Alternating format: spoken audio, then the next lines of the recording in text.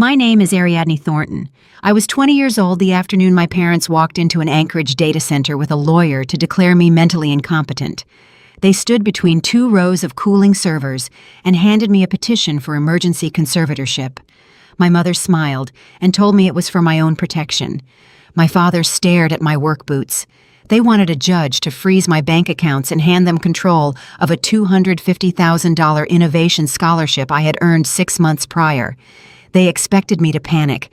They had no idea I had already spent a year building a legal firewall they could never breach. Welcome back to Still Drama Stories, where quiet people meet loud betrayals and walk out with the receipts. If a family member ever tried to package their greed as concern, you are in the right place. Drop your age in the comments so I know who is listening, and be sure to subscribe because the moment the judge reads my paperwork is worth the wait. I am a computer network architect. I design systems that do not fail. I live in Alaska where people value self-reliance above almost everything else, and you learn early to trust the structures you build. I earned $130,000 that year, pulling fiber optic cables and configuring secure networks. I liked the cold of the server rooms. I liked the steady hum of the cooling fans. Logic dictates my days. My parents operate on a different system. Thomas and Evelyn spent my childhood treating my quiet nature like a defect to be fixed. In their house, reading a technical manual instead of attending a loud dinner party was treated as a symptom. They called me fragile. I was not fragile. I was just observing them. That Tuesday, the server aisle was kept at a strict 60 degrees. The fans droned loud enough that you had to raise your voice to speak. I was running diagnostics on a new rack when building security let them through on a fabricated family emergency. Evelyn wore her good wool coat. Thomas held a thick legal folder. They did not ask how my day was going. They did not hug me. Evelyn used her softest voice. It is the specific voice she uses when other people are watching. She said I was isolated. She said the dark winters and the heavy screen time had triggered a cognitive break. She placed the folder on a metal utility cart next to my laptop. The cover page had my name printed on it. Petition for temporary medical and financial conservatorship. I looked at the paperwork. I looked at the two people who raised me. In our state, attempting to strip a working adult of their autonomy is the highest form of betrayal. They were banking on my introversion to look like instability in a courtroom. The scholarship fund sat unspoken in the chilled air between us. $250,000 of unrestricted capital meant for tech development. I watched Evelyn adjust her scarf and Thomas inspect a loose cable on the floor. He finally looked up and told me not to make things harder than they had to be. The hum of the servers swallowed the silence in the room. I realized in that exact moment that I was no longer a daughter to them. I was a compromised asset they intended to liquidate. I did not scream. I did not throw the folder back at them. I simply closed my laptop and went to work. The drive from the data center back to my apartment took 20 minutes. The Anchorage roads were slick with early winter ice, and the sky was already turning the bruised purple color that signals the end of the short afternoon. I kept the heater on low and both hands on the steering wheel. On the passenger seat, my phone began to vibrate. It did not ring. It just hummed against the upholstery in a steady, rhythmic pattern that meant a group chat had suddenly become active. I did not reach for it. I waited until I had parked in my designated spot and turned off the ignition. Then I picked up the device and looked at the screen. The notifications were pouring into the extended family thread. My mother, Evelyn, had initiated the sequence. She did not send a single long message. She sent 3 short ones, spacing them out to let the concern breathe. The first message asked everyone to keep me in their prayers. The second message said the isolation of the Alaskan winter was taking a heavy toll on my mind.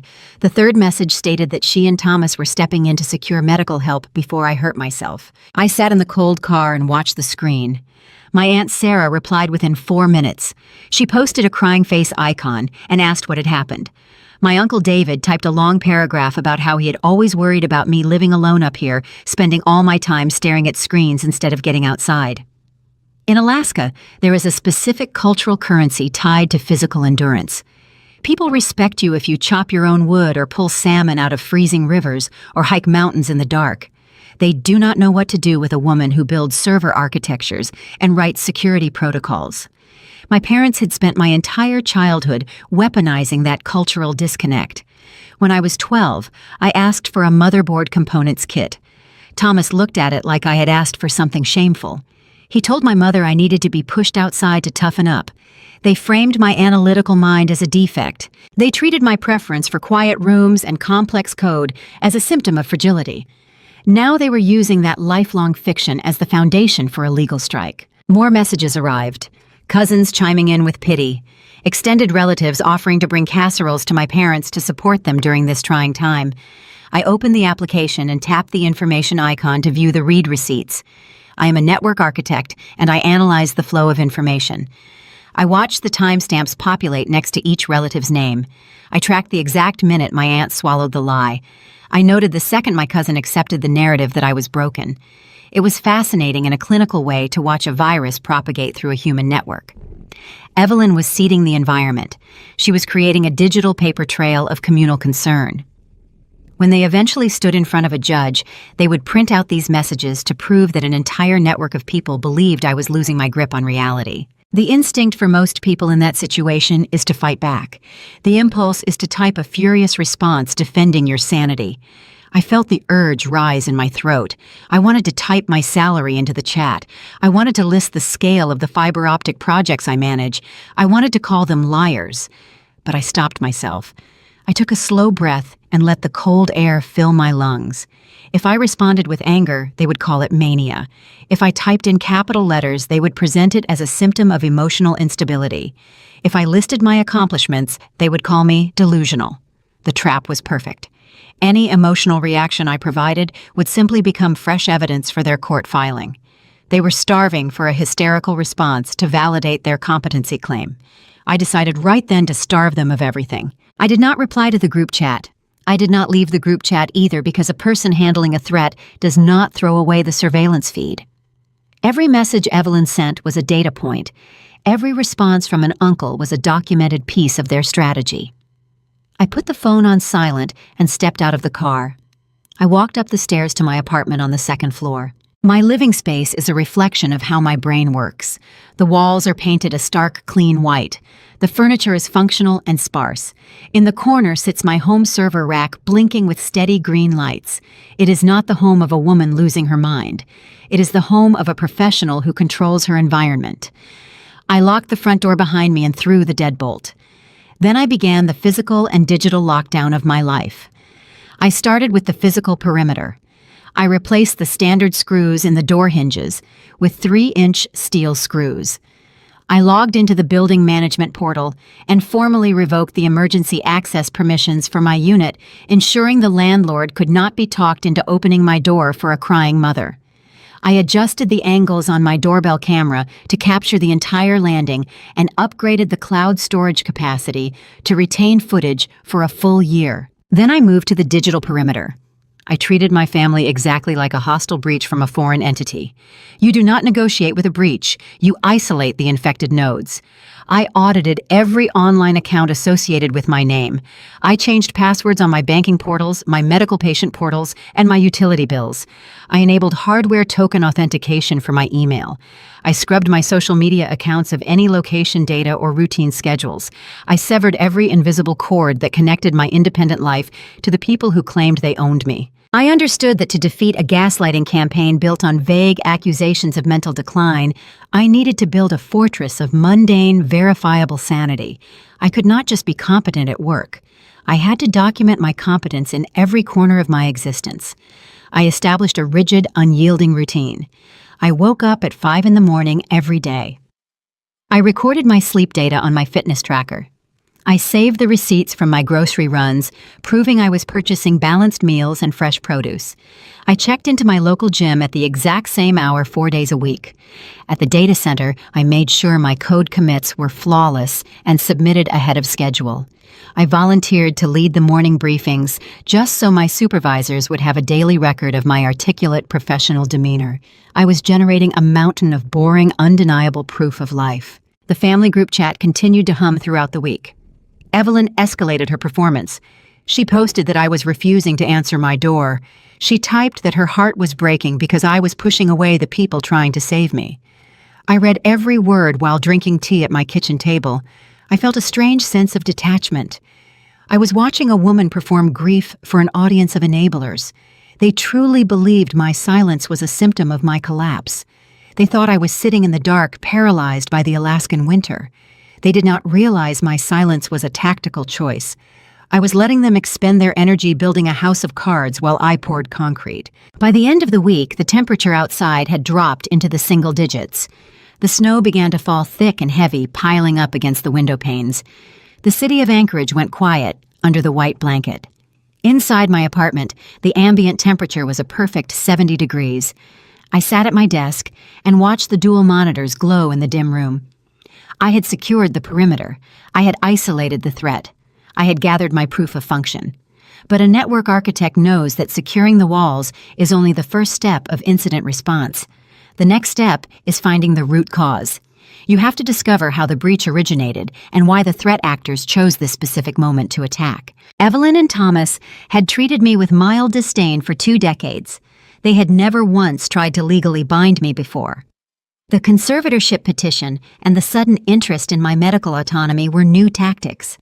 The $250,000 scholarship fund was the obvious prize, but I needed to know the catalyst.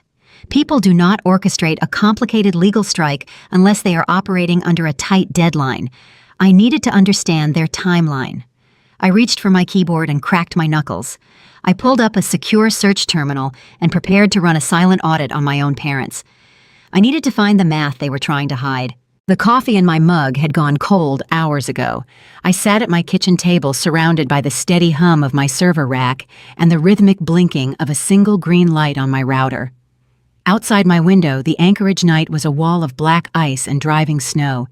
Inside, the ambient temperature held at a strict 68 degrees. I needed the environment controlled because the task ahead required absolute precision. I was pivoting from defense to offense. I am a network architect. I do not rely on intuition to understand a threat. I rely on logs. People can lie with their faces and their voices, but they cannot lie to a server. When I was 15 years old, I wired my parents' house for high-speed internet. They lived on a sprawling property where the commercial signal constantly dropped. Thomas complained daily about his emails failing to load, and Evelyn hated when her streaming services buffered. I built them a custom network architecture. I established a shared home server for their digital backups and configured the administrative protocols myself. Thomas and Evelyn never changed the default security questions. They never bothered to learn how the system operated because they viewed technology the way they viewed me. It was a silent utility expected to function perfectly in the background without requiring their attention or respect. They forgot that I was the one who laid the cables and wrote the code. I opened my primary monitor and accessed a remote terminal. I bypassed their rudimentary firewall with a few keystrokes and pulled the raw access logs from their shared drive covering the past 90 days. I wrote a simple script to filter the traffic, isolating any requests directed toward financial institutions or my personal domains. The screen scrolled rapidly, reflecting lines of white text against the dark interface. I watched the data flow until the script halted. It highlighted a dense cluster of anomalies. I leaned closer to the screen. There were repeated, frantic login attempts originating from the primary IP address assigned to my parents' house. I tracked the timestamps. The queries occurred between 2 and 4 in the morning over the course of 7 consecutive days. Thomas was not searching the digital footprint for my medical records or therapy appointments to support a legitimate health concern. He was running targeted keyword searches through cached browser histories and shared family folders. He was querying the names of specific banking institutions. He was hunting for the routing numbers and the deposit destination of my tech innovation grant. 6 months ago, a national technology consortium awarded me a $250,000 scholarship grant. It was designated to fund my proprietary algorithm for rural broadband distribution. The project was meant to revolutionize how isolated Alaskan communities maintain connectivity during harsh winter storms. Thomas and Evelyn had attended the virtual award ceremony. I remember watching my father stare at the screen when the prize sum was announced. His eyes did not reflect the pride of a parent watching his daughter succeed. They reflected calculation.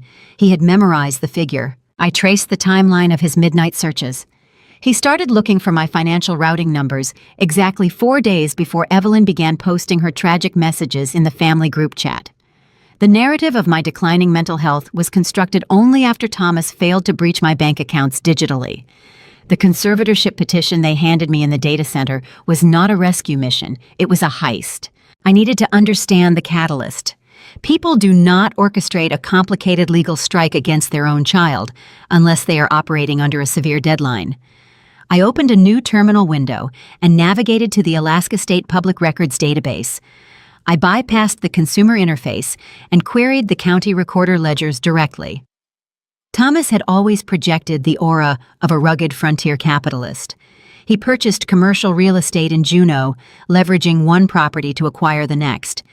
At family dinners, he would boast about his portfolio and dismiss my fiber optic work as invisible and insignificant. He preferred assets he could touch like concrete and steel, but concrete and steel carry debt. I filtered the public filings under his primary holding company. The results populated my screen and painted a picture of total financial hemorrhage. 3 of his commercial properties in Juneau suffered from catastrophic structural defaults. The local tourism market had shifted unexpectedly, and his anchor tenants had broken their leases. The revenue stream had collapsed. To maintain possession of the buildings, Thomas had taken out aggressive high-yield loans from private lenders. The public ledgers showed multiple notices of default recorded within the last 60 days. The lenders had initiated preliminary foreclosure proceedings. The balloon payments were scheduled to come due before the end of the current quarter. I opened a blank spreadsheet and began entering the figures from the liens and default notices. I added the principal balances, the accrued penalties, and the estimated legal fees required to stall the banks. I let the software calculate the sum. The final number appeared on my screen. $238,000. Factoring in the incoming monthly interest, the total debt rounded up to roughly $240,000. I sat back in my chair. The green light on my router blinked in the dark. I looked at the debt total on the left side of my screen. $240,000. I looked at the value of my scholarship fund on the right side of my screen. $250,000. It was a perfect match. The realization washed over me cold and clear. The conservatorship claim had nothing to do with my long work hours or the isolation of the Alaskan winter. My parents were drowning in a financial ocean of their own making. They looked at their sinking investments, then they looked at their 20-year-old daughter, and they decided my autonomy was the exact price of their survival. They planned to declare me incompetent and seize my scholarship fund under the guise of managing my care.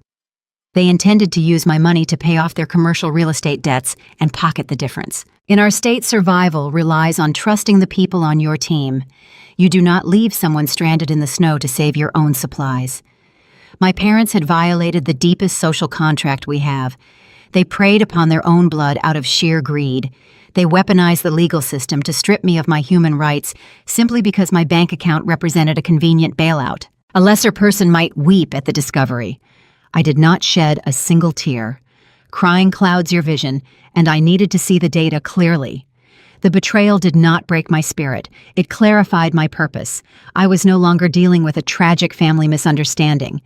I was managing an active threat actor attempting to siphon my assets. I had discovered the motive. I had established the timeline. I understood exactly why they chose this specific week to launch their attack. The lenders were closing in, and Thomas was out of time. I closed the terminal windows and cleared the system cache.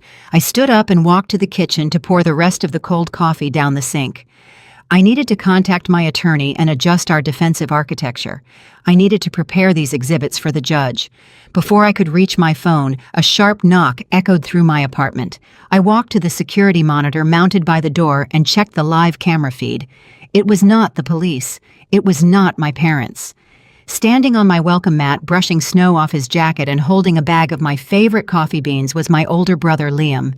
I watched his friendly smile on the screen, knowing that in a war over resources, an unexpected peace offering is just another type of weapon. I watched the security feed with clinical detachment.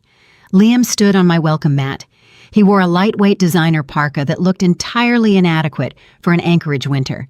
He is 6 years older than me and has spent his entire life gliding on a current of easy charisma. While I was pulling cables and building firewalls in high school, he was talking his way out of missed curfews and speeding tickets. He moved to Seattle 3 years ago to work in software sales. He sells products other people engineer. That is the fundamental difference between us. He relies on persuasion and presentation. I rely on infrastructure and verifiable data. He held up a brown paper bag to the camera lens. The logo of my preferred local coffee roaster was printed on the front. It was a calculated peace offering designed to disarm me. I unlatched the deadbolt and pulled the heavy door open. The freezing air rushed into the apartment with him. He stepped over the threshold, stamping snow off his boots onto the mat.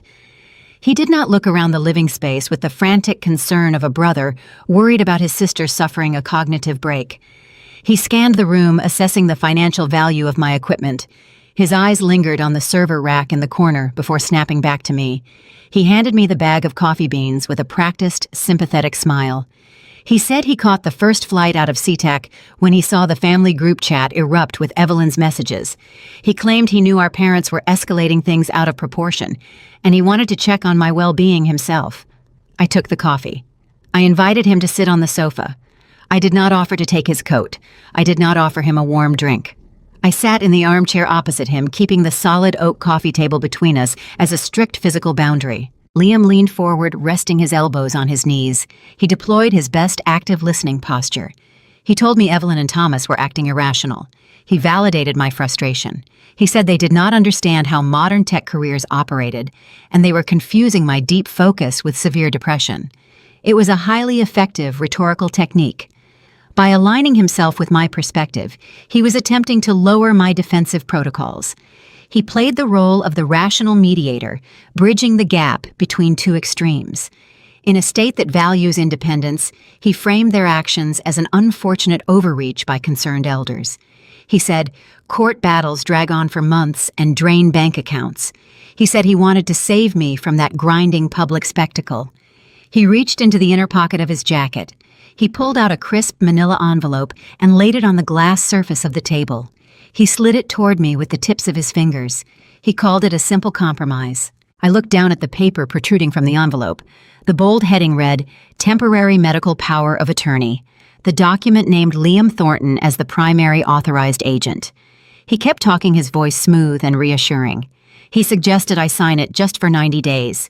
He claimed it would give our parents peace of mind and force them to drop the conservatorship petition. He promised he would not actually use the authority granted by the paperwork. He said it was just a piece of paper to defuse a ticking bomb. The pivot was seamless. If I signed that document, I would be legally handing over my medical autonomy to a proxy.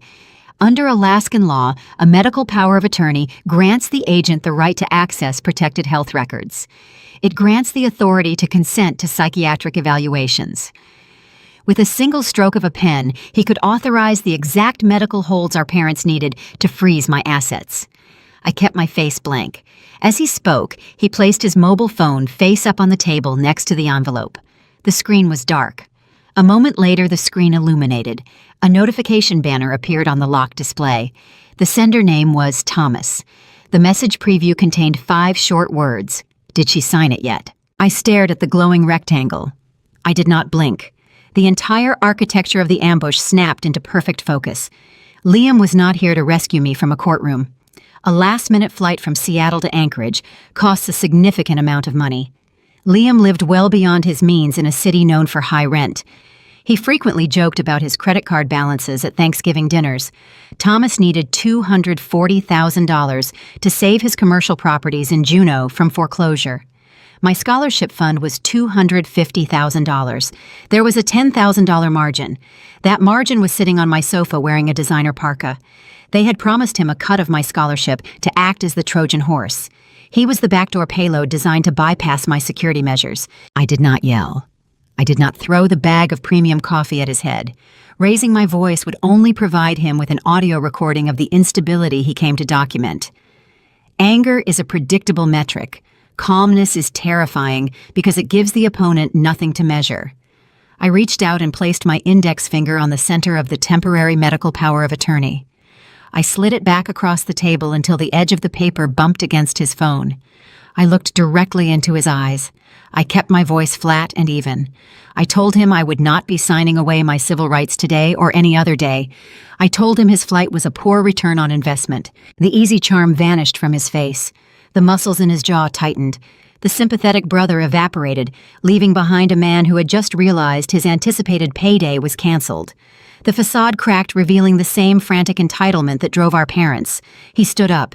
His posture shifted from relaxed to rigid. He pointed a finger at me and told me I was making a huge mistake. He said I was being paranoid and that nobody could help someone who refused to help themselves. His breathing grew heavy, contrasting with the steady hum of my cooling fans. He reached for the document and shoved it back into his jacket. He snatched his phone off the table. He did not say goodbye. He turned his back on me, walked to the front door, and let himself out into the freezing hallway. The latch clicked shut behind him. I walked over and engaged the deadbolt. I had survived the vanguard. The soft approach had failed. The mediator had been exposed as a mercenary. I walked back to my desk and opened a new encrypted file on my desktop. I logged the time of his arrival, the duration of his stay, and the exact wording of the text message notification. I added the interaction to my growing mental ledger. I compiled the data with the precision of an engineer documenting a failed system test. Every action they took provided me with more raw material to build my defense. The physical and emotional isolation of the Alaskan environment often forces people to rely on family for survival. When that family turns predatory, the isolation becomes a weapon. They thought my solitude made me vulnerable. They did not realize that solitude is exactly what gives a network architect the space to analyze structural flaws without distraction. The friendly tactics were exhausted. They would not send another relative with coffee and smiles. The legal war was the only path remaining. The time for silent observation was ending. I needed to shift into active preparation. I needed someone who understood the specific terrain of the Anchorage court system. I reached for my phone and scrolled through my contacts. It was time to call Clara. The click of the deadbolt sliding into place behind my brother signaled the end of my observational phase. I walked away from the door and sat at my desk. In network security, a zero-day vulnerability is a software flaw unknown to the system administrators. The threat actor exploits this hidden weakness before a patch can be developed. My parents viewed my youth and my quiet disposition as my vulnerabilities. They intended to exploit those traits in a courtroom before I could mount a defense. I needed to patch the system. I needed to shift into relentless, silent preparation. I knew that hiring a loud theatrical attorney would be a tactical error. A lawyer who shouts in a courtroom generates noise, and noise can be discredited by an opponent playing the role of a frightened victim. I did not need a performer. I needed an architect. I researched legal professionals in the Anchorage area, focusing on those who specialized in complex probate and conservatorship defense. I bypassed the firms with glossy billboards and full-page directory advertisements. I found Clara. Clara operated out of a modest office overlooking the gray waters of the Nick Arm. She wore practical wool cardigans and kept her desk clear of everything except her current focus. She understood the Alaskan legal code regarding adult autonomy the way I understood routing protocols. We sat across from each other on a Thursday morning while snow drifted against her windowpane. I handed her a secure drive containing the IP logs, the public bankruptcy records, and the digital timeline of my family's communication. Clara plugged the drive into her terminal and reviewed the data. Her facial expression never shifted. She read the financial ruin of my father and the manufactured panic of my mother with clinical detachment. When she finished, she looked at me and stated our strategy. We would not argue with their narrative. We would render their narrative physically and legally impossible to believe. We began to build a fortress out of paper. The primary pillar of our fortress was my medical autonomy. A petition to strip an adult of their rights relies heavily on the presumption of cognitive decline.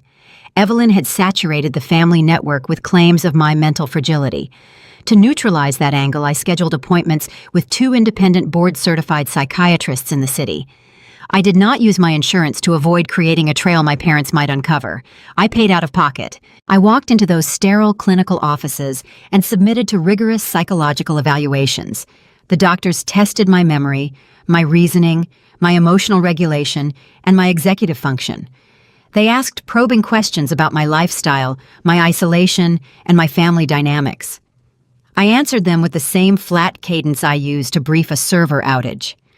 I did not complain about my childhood. I did not express anger toward Thomas or Evelyn. I merely stated the verifiable facts of my employment, my daily routine, and my financial independence. Both specialists produced comprehensive reports. Their conclusions were unanimous. They documented that my mental health was flawless. They noted my high-functioning capabilities, my exceptional situational awareness, and my profound logical processing.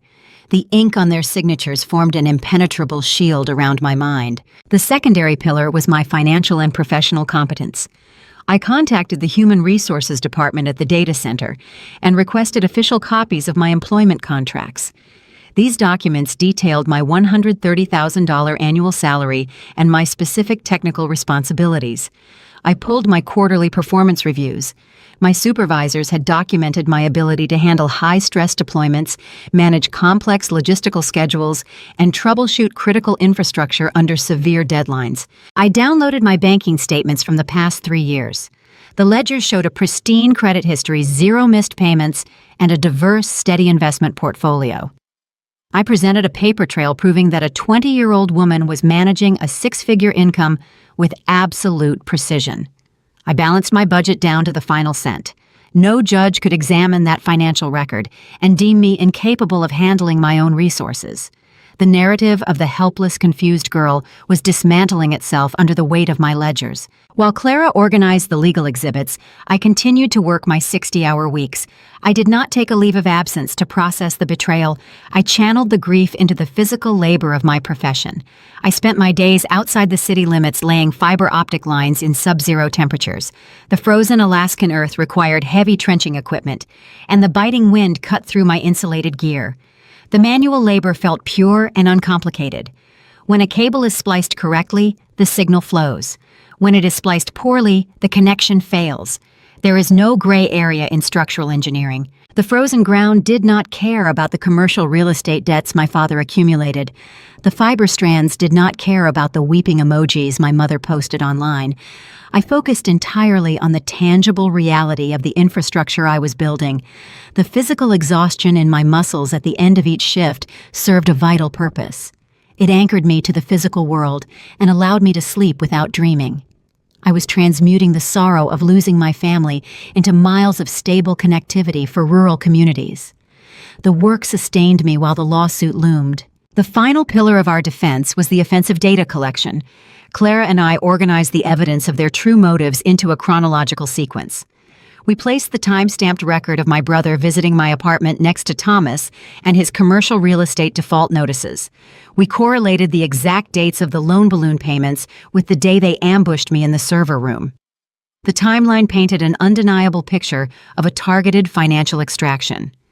Every accusation they planned to make regarding my isolation was met with a verifiable document proving their own profound desperation. Throughout this entire preparation phase, I maintained strict radio silence. I did not answer calls from unassigned numbers. I did not respond to the escalating messages in the family threads. Evelyn mistook my silence for submission. She interpreted my lack of retaliation as a sign that her pressure campaign was eroding my defenses. She believed I was sitting in my apartment paralyzed by the impending court date and the sheer weight of their communal disapproval. In her mind, a daughter who did not fight back was a daughter who had already surrendered. She assumed my quietness meant I was breaking. My parents were marching toward the courtroom, confident in their rehearsed tears and their fabricated concerns. They felt secure in the assumption that a young woman alone in the harsh northern winter would fold under the authority of her elders. They did not understand the basic geometry of conflict. A loud opponent is predictable because they broadcast their strategy to the room. A silent opponent is a void.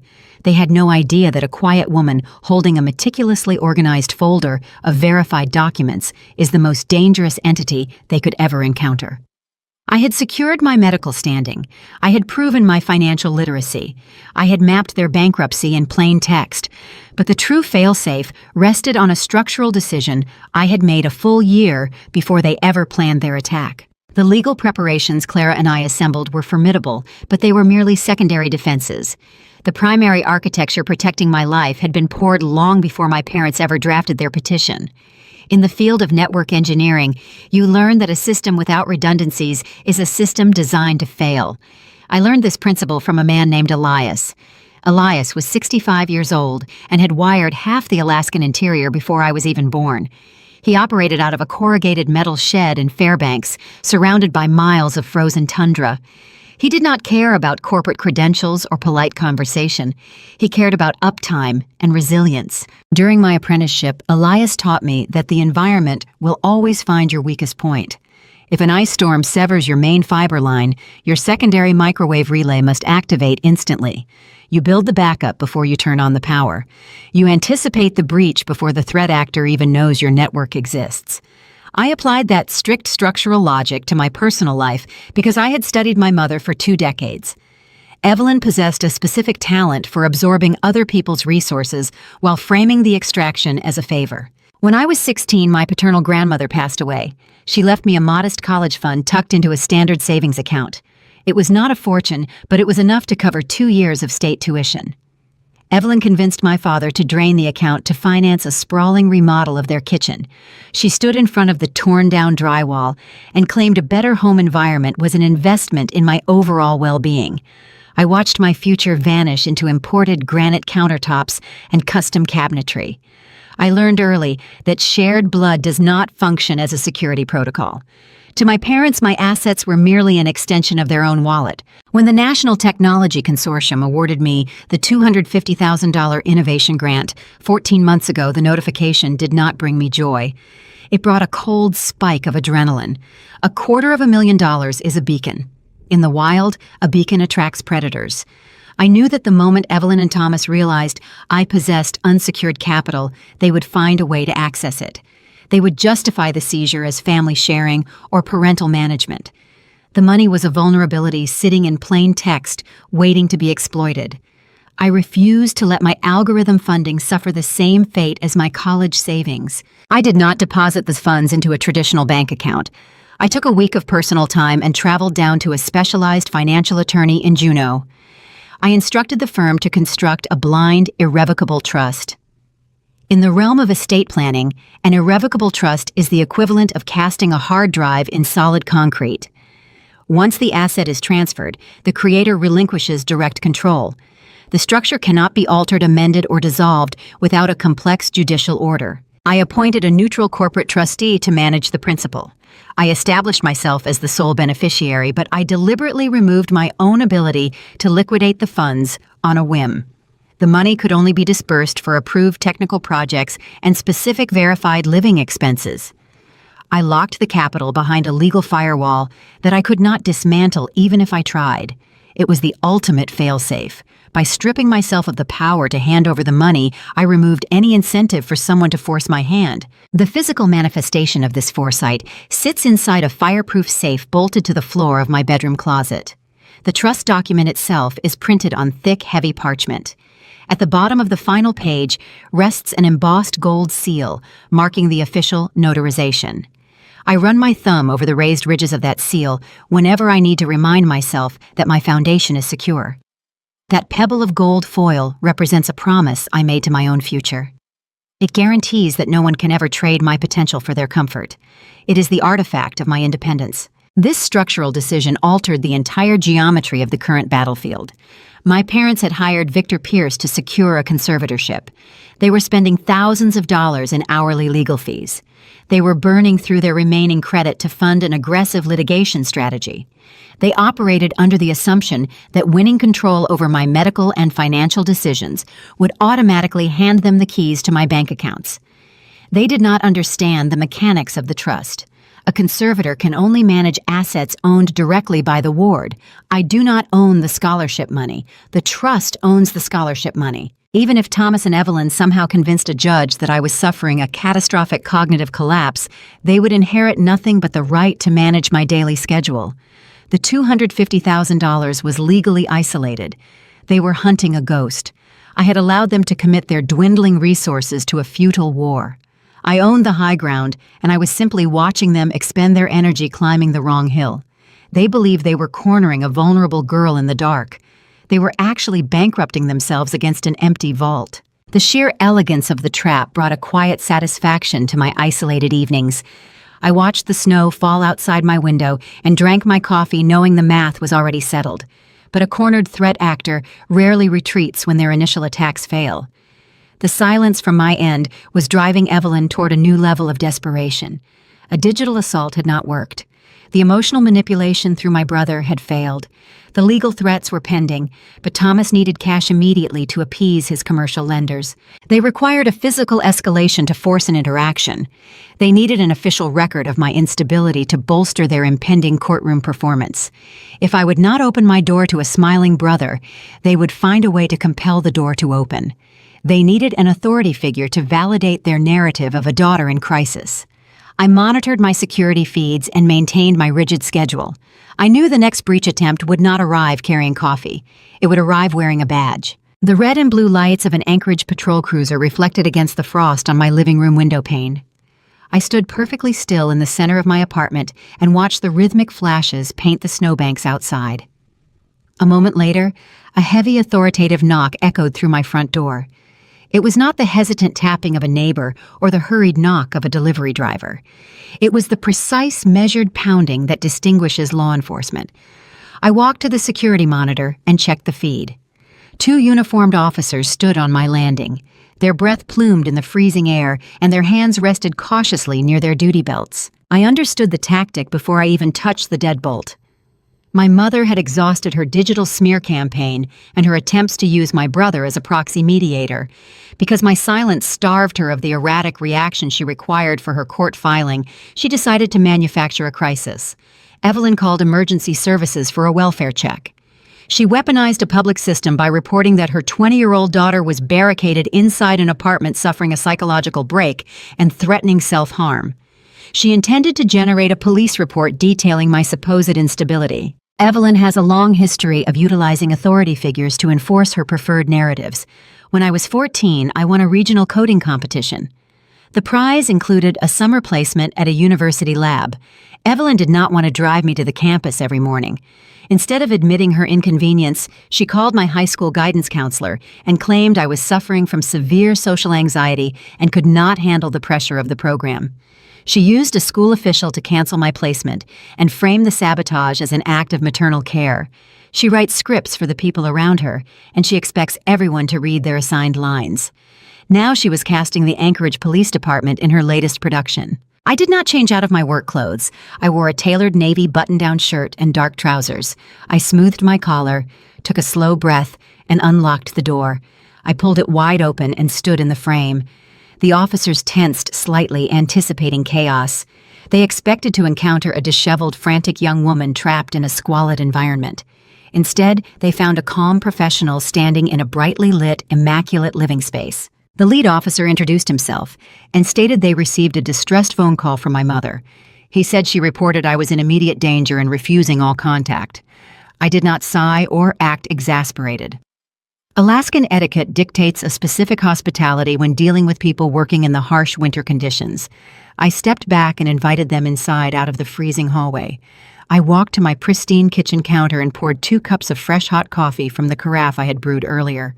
I handed them the ceramic mugs. The simple act of receiving a warm beverage forced a physical shift in their posture.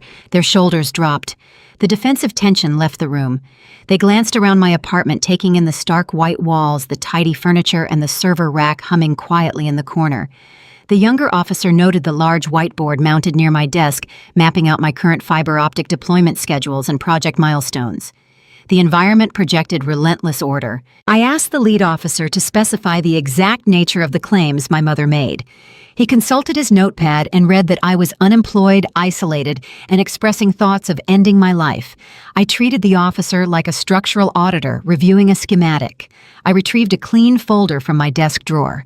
I walked back to the kitchen island and laid out my data. I slid a printed copy of my physical examination from the previous week across the granite surface, proving my physical health was excellent. I showed them my active digital calendar populated with daily engineering stand-up meetings and infrastructure code reviews. I maintained a steady level voice. I explained that I am a computer network architect maintaining critical communication lines for rural communities. I informed them that my sudden lack of communication with my parents was not a symptom of depression.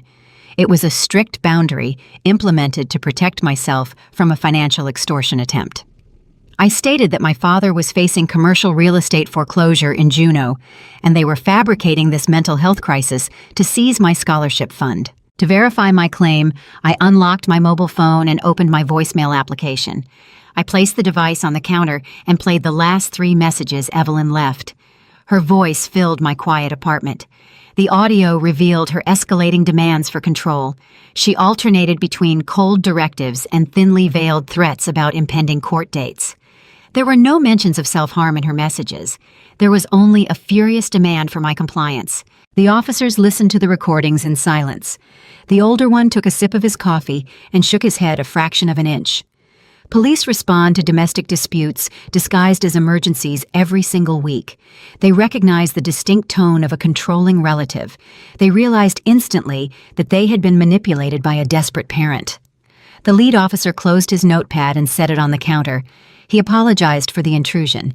He advised me that I had the right to file a formal harassment complaint against my mother for misusing the emergency dispatch system. I thanked him for his time and his professionalism. I assured him I was handling the matter through my legal counsel and did not wish to tie up their resources any further. They handed back the empty mugs, wished me a good evening, and walked out the door. The deadbolt clicked shut behind them. The physical ambush had failed. More importantly, the trap Evelyn set had produced a highly valuable resource. She intended to generate a police report documenting my breakdown. The next morning, I logged into the municipal portal and submitted a formal records request to the Anchorage Police Department.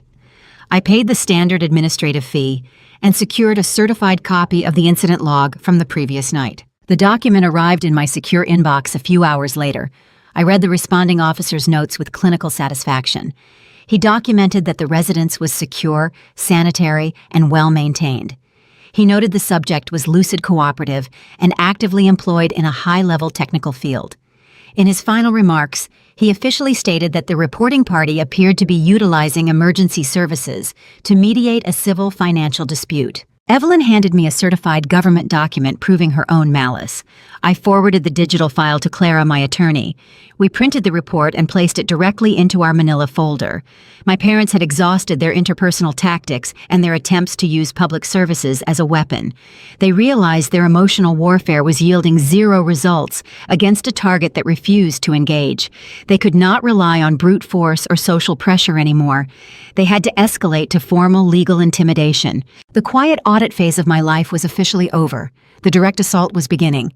They unleashed their hired gun to force a surrender before the hearing date arrived. An email appeared in my primary inbox, bearing the letterhead of a high-profile litigation firm.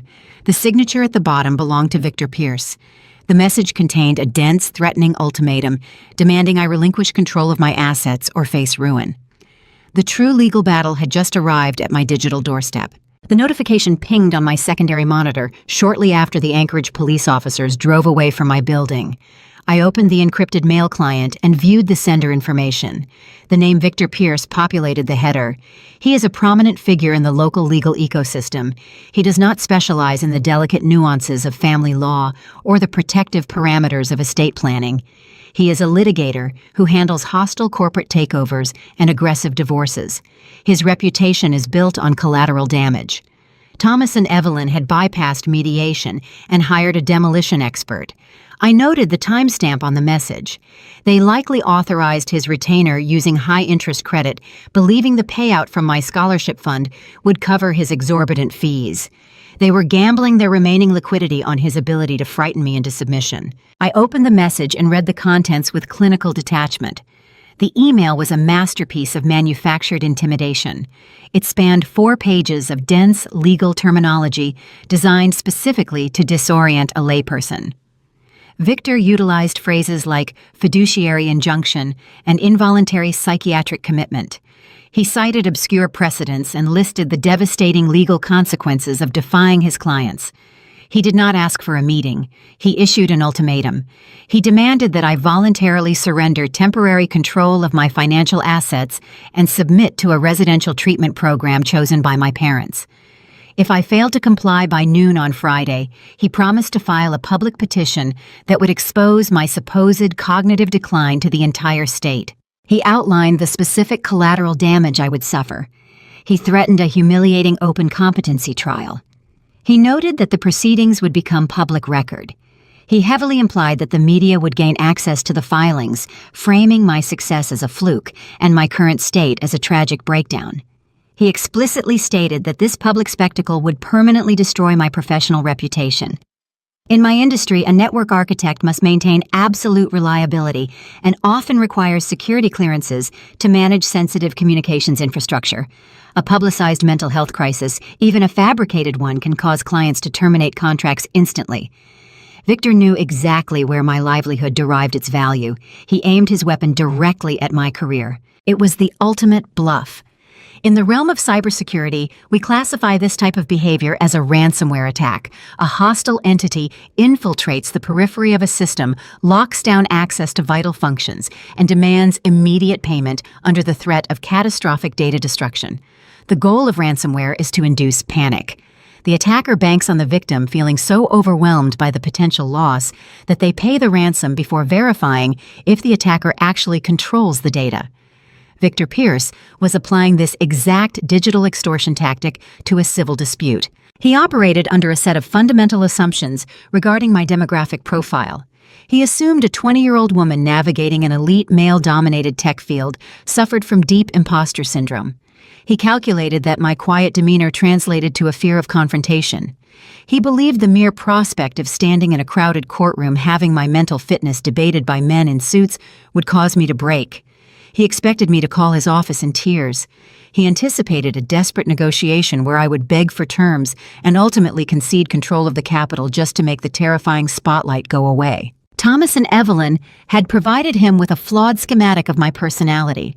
They told him I was fragile. They forgot to mention the environment I operate in every single day. A person who routinely splices sub-zero fiber optic cables while suspended above frozen Alaskan ravines does not frighten easily. A professional whose daily mandate involves safeguarding critical communications grids against relentless foreign intrusion does not yield to a poorly coded phishing scam. I sat at my monitors and read his threat matrix from top to bottom. I did not feel fear. I felt the distinct, profound satisfaction of identifying an opponent's critical structural error. Victor Pierce had made a fatal miscalculation. He revealed his entire strategy in the opening move. By threatening a public trial, he showed me that a trial was the one outcome they wanted to avoid. Going to court requires verifiable evidence. They possessed zero evidence. They possessed only an expensive lawyer and a fabricated narrative. They needed me to surrender voluntarily, because a voluntary surrender is the only way a baseless claim succeeds. I opened the reply window on my email client.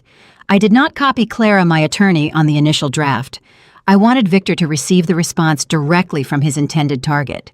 I wanted him to understand that he was not communicating with a frightened child hiding behind legal counsel. He was communicating with an autonomous adult who held her own perimeter. I deleted the auto-generated polite greetings. I did not type a paragraph defending my mental health. I did not inform him about the 2 flawless psychiatric evaluations sitting in my physical safe. I did not mention the certified police report proving my mother misused emergency dispatch services. Revealing my defenses at this stage would allow him time to pivot his strategy. A secure system does not broadcast its firewall architecture to a scanning port. I placed my fingers on the keyboard and typed a single, devastatingly brief sentence. I will see you at the hearing. I reviewed the 9 words. They contained no emotion. They offered no leverage. They provided zero material for him to analyze or twist. I moved the cursor and clicked send. The transmission logged in a fraction of a second. I closed the email application. I shifted my attention back to the primary monitor and resumed configuring a complex security protocol for a rural broadband deployment. The action was entirely mundane but conceptually profound. I had just dismissed a high-priced aggressive litigator as a minor background process. The psychological ripple effect of that single sentence was easy to map. I could visualize the sequence of events unfolding in their camp. Victor Pierce receives the transmission. He opens the reply expecting a frantic multi-page justification or a plea for mediation. Instead, he encounters a concrete wall. He stares at the 9 words and realizes his intimidation tactic has failed spectacularly. His bluff has been called. He is forced to forward the brief response to his clients. The panic shifts rapidly from my quiet apartment to my parents' living room. Thomas and Evelyn read the message. The realization dawns on them that the inexpensive quick surrender they banked on is no longer an option.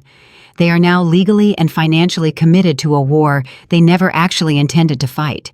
They wanted to bully a ghost. Now they have to step into a courtroom and prove a lie under oath in front of an Alaskan judge. By refusing to engage in his theater, I stripped Victor of his primary weapon. I removed their ability to control the timeline. The deadline in his email eventually passed without incident. No emergency injunctions were filed that Friday afternoon. The silence from their side confirmed my victory in this preliminary skirmish. They were retreating to assess their damage strategy. They were armed only with manufactured concern and an attorney who specialized in shouting. I was armed with sworn medical testimonies, a documented history of their financial desperation, and a hidden legal structure they could not touch. The skirmish was over, but the main engagement was approaching rapidly. The court date was set. The focus needed to shift from passive observation to the active architecture of my final defense. I needed to meet with Clara to sequence our exhibits. We had to arrange the paper trail into a narrative that no amount of expensive litigation could dismantle. The trial required meticulous attention to detail and a seamless presentation of the facts. I closed my work terminals and prepared to transition from an engineer into a witness. The week preceding the hearing possessed a distinct cadence. It was a masterclass in emotional detachment and legal architecture. Clara and I sat in her sparse office, overlooking the gray expanse of the Cook Inlet. The water was choking with heavy ice floes grinding against each other in the tidal pull. The harsh Alaskan winter raged outside the glass, but inside the room the environment was meticulously controlled. The only sound was the rustle of high-grade paper and the quiet tapping of Clara typing notes into her terminal. We did not discuss our strategy in terms of winning or losing a family argument. We approached the impending trial the same way I would handle a critical server migration. We identified the primary vulnerabilities, mapped the specific dependencies, and established a flawless order of execution. Clara spread a thick manila folder empty and waiting across the surface of her solid oak desk. We began to sequence our exhibits for maximum impact, arranging them with the precision of a complex network schematic. Every piece of paper held a specific structural purpose. We were not merely defending my personal autonomy, we were constructing a verified timeline that Thomas and Evelyn could never escape. The first layer of our defense required establishing an undeniable baseline of my sanity. I handed Clara the results of the 2 independent psychiatric evaluations. The signatures from the top Anchorage specialists stood out in stark blue ink against the bright white pages. We placed those evaluations at the very front of the stack, followed immediately by my recent employment contracts and my formal performance reviews. These pages proved without a shadow of a doubt that my cognitive function was flawless and my professional execution remained elite. The judge would open the file and immediately encounter an impenetrable wall of verified competence. The documents showed a 20-year-old woman managing a complex career and a $130,000 salary with exacting precision. There was no room for Victor Pierce to argue that I was fragile. The second layer of the folder documented the fabricated nature of their crisis. We sequenced the certified police report generated from the attempted welfare check. The responding officer had written in plain text that my apartment was pristine, my demeanor was cooperative, and that my mother appeared to be manipulating emergency services for a civil dispute. We attached the printed transcripts of Evelyn leaving her frantic, commanding voicemails alongside the read receipts from the family group chat. This section demonstrated that the emergency was a manufactured illusion. My parents were actively attempting to start a fire so they could be publicly praised for holding the hose. They needed the court to believe I was broken so they could step in as the saviors. The third layer revealed the true underlying motive of their entire campaign. Clara aligned the public bankruptcy filings we had pulled from the Juneau commercial real estate ledgers. We matched Thomas owing exactly $240,000 against the digital timeline of his erratic midnight searches for my routing numbers. The IP logs I traced sat right next to his bank default notices. This was the most devastating sequence in our entire folder. It shifted the narrative away from a story about deeply concerned parents and turned it into a story about desperate failing debtors.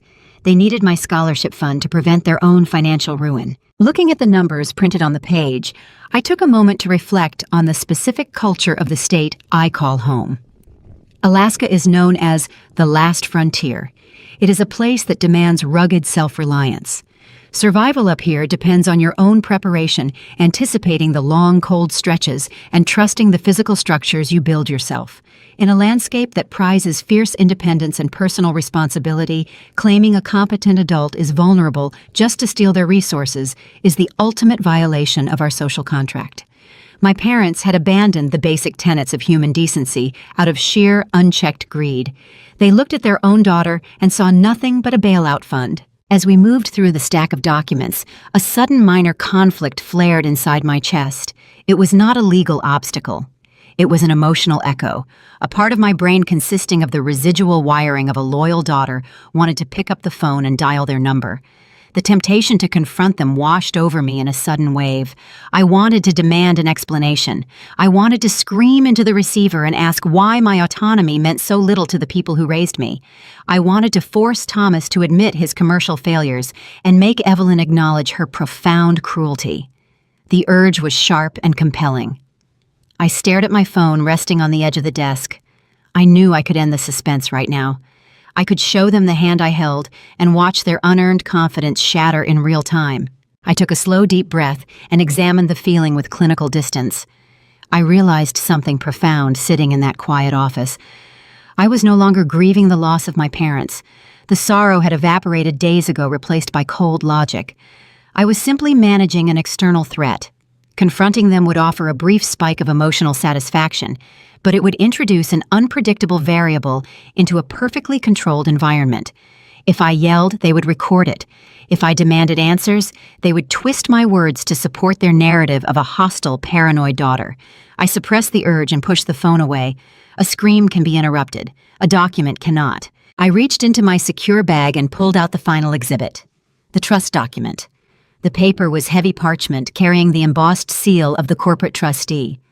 Anticipating their greed, I had restructured my $250,000 tech innovation grant a full year in advance. I had legally removed my own direct ability to liquidate the asset on a whim. This document was the kill switch. I handed the heavy parchment to Clara. She reviewed the irrevocable clauses and the neutral management parameters. She placed it at the very back of the manila folder. This single piece of paper was the ultimate punchline to a joke my parents did not know they were telling. Even if Victor Pierce delivered the performance of a lifetime, even if the judge ignored the psychiatric evaluations and granted the conservatorship, Thomas and Evelyn would walk away with an empty box. They could govern my daily schedule, but they could not touch a single cent of the principal. The money was legally isolated in an impenetrable vault. The trap was set, and the jaws were forged from titanium. Clara aligned the edges of the stacked documents.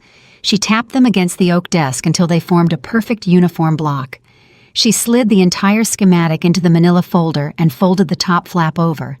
The metal clasp snapped shut with a definitive clicking sound that echoed loudly in the quiet room. I stared at the closed folder. All the panic, all the late-night maneuvering, all the frantic family text messages were reduced to a single organized physical object. I felt a profound, terrifying peace settle over my shoulders. It was the calm of a person who has already won the war before stepping onto the battlefield. I stood up from my chair and buttoned my winter coat. The harsh Alaskan freeze was waiting outside the door, but the cold held no power over me anymore. I had built a fireproof structure, and tomorrow I would watch my parents try to burn it down. The weather systems moving off the Gulf of Alaska arrived earlier than the meteorologists predicted. An unseasonal snowstorm rolled into Anchorage just after dusk. I sat by the glass pane of my living room window, holding a thermal mug of dark roast coffee. I watched the heavy white flakes bury the streets below. The snow fell in thick sheets, erasing tire tracks and burying parked cars under a smooth, undisturbed layer of frost. Nature was executing a clean wipe of the physical landscape. The dense precipitation acted as an acoustic dampener, swallowing the usual urban noise of sirens and engines. The resulting silence of the city perfectly mirrored the profound quiet settling inside my own chest. The eve of a major confrontation usually brings insomnia to the people involved. A normal defendant would be pacing the floorboards, reviewing their testimony, or agonizing over the potential outcomes of the trial. I did not pace. I sat perfectly still. The anxiety had evaporated days ago when Clara snapped the metal clasp of our evidence folder shut. Anxiety requires unknown variables to sustain itself. We had eliminated the unknown variables. We had mapped the attack vectors, identified the vulnerabilities of our opponents, and constructed a defense built on verifiable data. I viewed the impending court date not as a personal crisis, but as a scheduled system deployment. The code was written and tested. I was merely waiting for the execution clock to reach zero. The digital display on my mobile device illuminated the dark room. The phone was resting on the windowsill next to my mug. A single notification banner appeared on the lock screen. The sender was my brother Liam. He had returned to Seattle after his failed attempt to secure my signature on the medical proxy. He had spent the week safely insulated from the legal fallout, waiting for Thomas and Evelyn to finalize their hostile takeover. His message contained 7 words. "Just do the right thing tomorrow, Ari." I stared at the glowing text. The sheer audacity of his definition of the right thing cemented my resolve into something harder than the ice forming on the glass. Liam possessed a remarkable talent for twisting reality to serve his own comfort. He operated under a distorted version of familial loyalty. In his mind, loyalty meant that the youngest member of the unit should willingly set herself on fire to keep the older members warm. He knew Thomas was facing financial ruin due to poor commercial investments. He knew Evelyn was willing to perjure herself to secure my scholarship capital. Liam did not want to intervene to stop the theft. He simply wanted me to surrender the funds voluntarily so he would not have to feel guilty about benefiting from the crime. He called my capitulation the right thing because my submission would restore his comfortable status quo. He expected me to walk into a courtroom and forfeit my civil rights, my professional reputation, and my financial independence to spare our parents the embarrassment of a public defeat. He wanted me to be the sacrificial anode that absorbed the corrosion so their ship could stay afloat. I read the message one final time to memorize the exact shape of his cowardice. I did not type a reply. I did not justify my survival to a man who viewed my destruction as a convenient solution. I pressed the power button on the side of the device. I held it down until the screen went black. I severed the final line of communication between my independent existence and the people attempting to consume it. I turned my attention away from the frozen street and looked back into my living space. In the corner of the room, my primary server rack stood tall and silent. The cooling fans emitted a steady, low hum. Rows of green and blue diodes blinked rhythmically in the dim light. The server rack was a physical manifestation of order. It operated on strict logic and binary rules. If a command lacked the proper authentication, the system denied access. The hardware did not care if the unauthorized user was crying. The firewall did not lower its defenses because a threat actor claimed to have good intentions. The system functioned exactly as it was designed to function, protecting the core data from unauthorized extraction. Thomas and Evelyn were marching into the legal arena relying on a fundamentally flawed strategy. They based their entire offensive campaign on the manipulation of human emotion. They planned to leverage coercion, theatrical grief, and the inherent societal bias that assumes older adults automatically know what is best for the young. They believed the justice system was a stage where the most convincing performance wins the prize. They assumed the judge would look at a weeping mother and a solemn father and instinctively grant them administrative access to my life. They were running a social engineering script, hoping to bypass the logical safeguards of the court.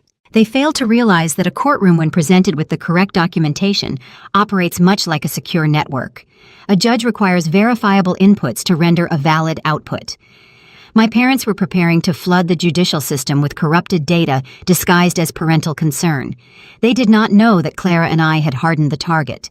We had supplied the system with authenticated logs, independent medical evaluations, and time-stamped financial records.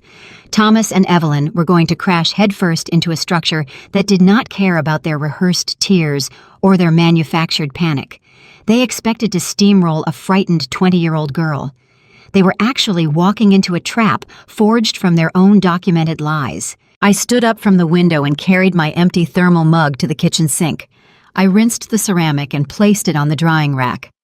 I walked through my quiet apartment, checking the physical locks out of habit rather than fear. The deadbolts were secure. The perimeter was safe. I moved to my bedroom and turned down the crisp cotton sheets. The digital clock on the nightstand read 11. I had a precise morning schedule to maintain.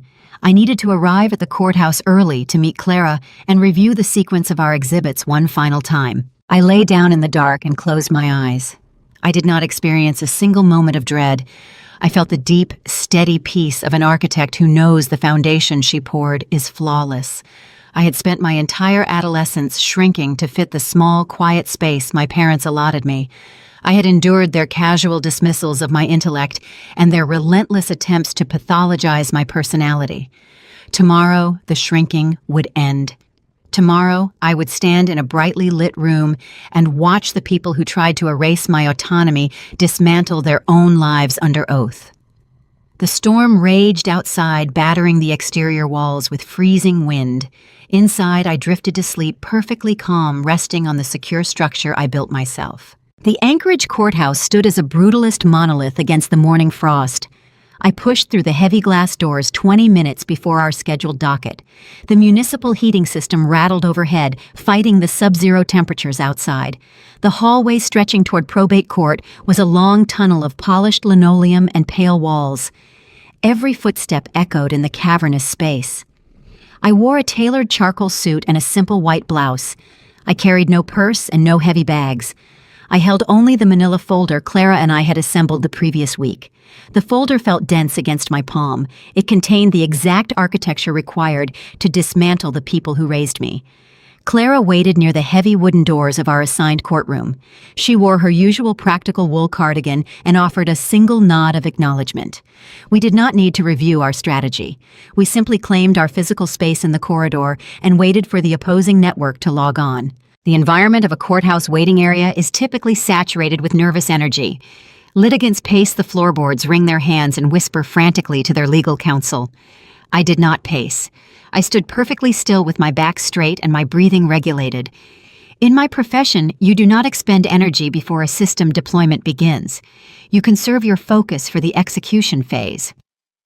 Clara stood beside me, matching my stillness. She did not offer empty reassurances or last-minute advice. She understood that I was not a frightened dependent seeking comfort. I was a structural architect monitoring a perimeter. We watched the entrance at the far end of the corridor, knowing the threat actors would arrive precisely on time to maximize their psychological impact. The heavy glass doors at the end of the hall swung open. The opposing party moved into the corridor as a highly coordinated unit.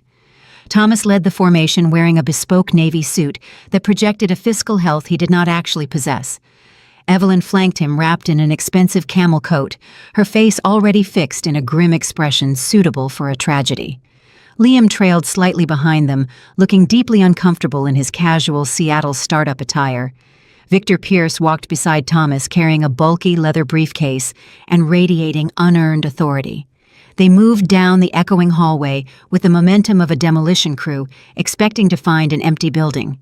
They did not anticipate finding the homeowner standing on the front porch, holding the blueprints. Evelyn spotted me from 40 feet away. I watched her posture shift in real time. She dropped the grim facade and instantly deployed a highly rehearsed performance of maternal distress. The hallway contained a captive audience. 2 bailiffs stood near the metal detectors, and a clerk was organizing files on a nearby bench.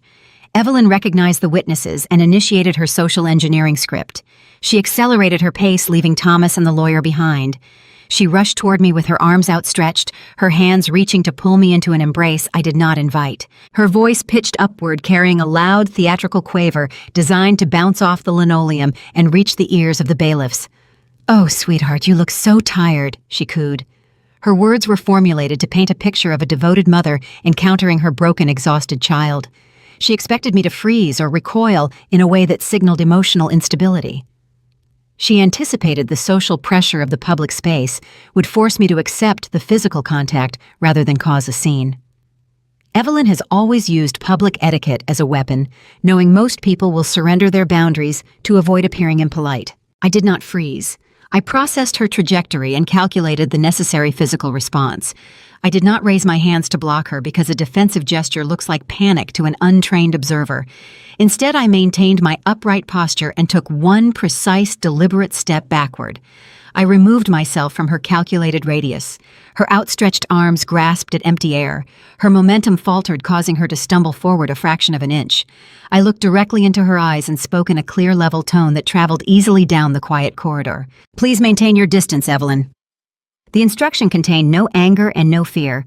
It was a simple administrative command delivered with the same cadence I used to deny an unauthorized user access to a server. The false sympathy on her face shattered. For a microscopic fraction of a second, her features contorted into a mask of pure, unadulterated fury. It was the face of a woman who had just lost control of her lead actress in front of a live audience. The facade snapped back into place an instant later, but the damage was done. The bailiffs glanced in our direction, observing a calm professional woman establishing a boundary against an erratic intruder. Evelyn lowered her arms and stepped aside, attempting to recover her dignity. Thomas immediately moved into the vacuum she left behind. He has spent his entire career in commercial real estate, using his physical stature to intimidate contractors and pressure zoning boards into favorable deals. He assumed the same physical coercion would work on his 20-year-old daughter. He closed the distance between us, stepping deep into my personal space. He leaned down and lowered his voice to a harsh, gravelly whisper meant only for my ears. "It is not too late to stop this circus," he muttered. He told me I was making a fool of myself and that the judge would see right through my stubborn act. He demanded I hand over the folder and let the adults handle the situation before I ruined my own life. During my childhood, that specific tone of voice would send me retreating to my bedroom to hide behind locked doors. I would shrink to avoid his displeasure. Standing in the courthouse corridor, I examined his face and realized I no longer recognized the authority he was trying to project. I saw a failing investor suffocating under the weight of ballooning loan payments. I saw a man terrified of losing his Juno properties, attempting to extract a bailout from the child he spent 2 decades ignoring. I did not blink. I did not respond to his threat. I looked right through him. I focused my gaze on the blank wall behind his shoulder, treating his physical presence like a minor visual obstruction. I offered him a silence so profound it functioned as a vacuum. You cannot intimidate a person who requires nothing from you. You cannot bully an opponent who refuses to acknowledge your power. Thomas stared at my blank expression, and the realization slowly crept into his eyes. The fragile, broken girl they planned to steamroll did not exist. The daughter they intended to manipulate had been replaced by a titanium pillar. Their entire legal strategy relied on my eventual emotional collapse. Standing in the hallway, they understood they were facing a structural anomaly they could not force into compliance. They could not trigger the tears they needed to validate their petition. The silence I projected stripped them of their leverage. Liam looked at the floor, unable to meet my gaze. He shuffled his feet, shifting his weight nervously. He knew his role as the friendly mediator was exposed, and he possessed no backup strategy. Victor Pierce tightened his grip on his briefcase, his arrogant stride slowing as he processed the scene before him. The hired gun expected to find a weeping child begging for mercy. Instead, he encountered a stoic professional flanked by quiet legal counsel. The easy victory they had purchased with borrowed money was dissolving before they even crossed the threshold of the courtroom. Their confidence wavered visibly. The coordinated front they presented at the end of the hallway fractured under the weight of my refusal to participate in their theater. They were armed only with a fabricated narrative and a desperate need for cash. I was armed with a manila folder filled with verified data. The heavy wooden doors to the probate court swung open. A clerk stepped into the hallway and called the docket number for our hearing. The time for hallway intimidation had expired. I turned away from my parents, gripped my folder, and walked into the room to let the audit begin. The courtroom smelled of polished cedar and old paper. The space was utilitarian, lacking the ornate marble flourishes found in lower 48 legal dramas.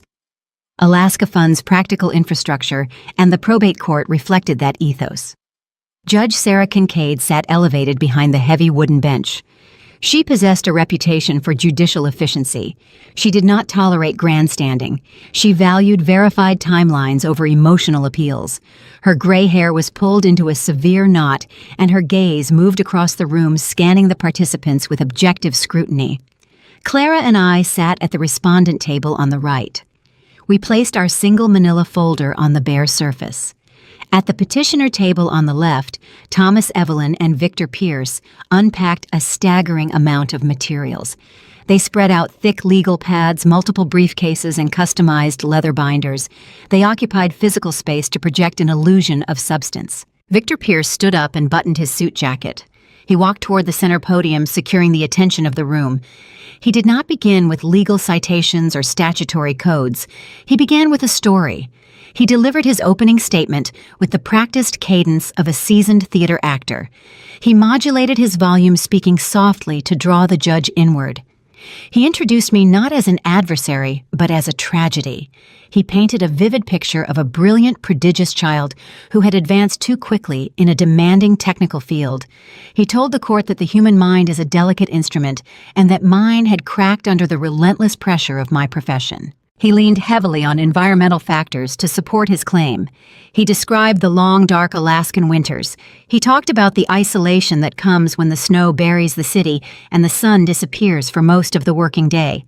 He argued that a 20-year-old girl requires a robust social safety net to navigate such severe conditions. He stated that by severing ties with my loving family, I had removed my only tether to reality. Pierce framed my independence as a textbook symptom of severe paranoia. He told Judge Kincaid that I was barricading myself inside my apartment, pushing away the people who cared for me, and descending into a dangerous state of delusion. The performance was seamless. He transitioned smoothly from my alleged mental decline to the financial risk. He brought up the Technology Innovation Grant. He pronounced the $250,000 figure, slowly letting the sum hang in the quiet air. He argued that a mind suffering from paranoid isolation could not be trusted to manage $250,000. He claimed the funds were in imminent jeopardy of being squandered on irrational impulses. He asked the court to intervene immediately. He requested an emergency freeze on all my financial assets and a temporary transfer of conservatorship authority to Thomas and Evelyn. He framed this drastic seizure of my civil rights as an act of profound compassion. He returned to his seat, projecting the solemn duty of a man executing a tragic but necessary intervention. The bailiff called my mother to the witness stand. Evelyn rose from her chair and walked the short distance to the wooden enclosure. She placed her hand on the Bible and swore to tell the truth. She sat down, smoothing the fabric of her camel coat. She initiated her testimony with a shaky, hesitant whisper. It was a master class in emotional manipulation. She did not sound angry or vindictive. She sounded like a devastated parent recounting the loss of her child. Evelyn testified about our past, inventing a history of closeness that had never existed. She described me as a once vibrant girl who had slowly faded into a hostile recluse. She recounted the night of the welfare check. She twisted the events of that evening with remarkable fluency. She told the judge she called the police because she feared I was a danger to myself. She claimed the officers found me hostile, withdrawn, and refusing to communicate. She delivered these statements with total confidence, operating under the assumption that the judge had only read her initial petition and not the actual dispatch logs. Her lies extended to my financial habits. Evelyn testified under oath that I was making highly irregular purchases, burning through my savings, and hoarding supplies in my apartment. She reached into her pocket and retrieved a tissue. She dabbed at the corners of her eyes, letting a single visible tear track down her cheek. She looked across the room at me, her face contorted into a mask of profound pity. She told the court she only wanted to protect her daughter from ruining her own bright future. She mentioned the scholarship fund as if it were an afterthought, a burdensome responsibility she was willing to shoulder just to keep the money safe in a holding account until I recovered my senses. At the petitioner table, Thomas performed his supporting role flawlessly. He sat with his head bowed, his shoulders slumped. He periodically reached up to pinch the bridge of his nose, portraying the stoic patriarch broken by his daughter's illness. Liam sat in the gallery behind them, mirroring his father's somber posture. They were executing a synchronized routine. They provided the visual confirmation of Evelyn's tragic narrative. I sat beside Clara and watched the entire fabrication unfold. I kept my hands resting flat on the mahogany table. I did not shake my head. I did not roll my eyes. I did not lean over to whisper furious denials into my attorney's ear. A typical respondent hearing their own mother commit perjury to steal their autonomy would react with visible outrage. They would interrupt. They would display the exact erratic behavior the petitioners were describing. I offered the room nothing but calm, unwavering stillness. I processed their testimony like an auditor reviewing a faulty system architecture. I mentally tagged every specific lie.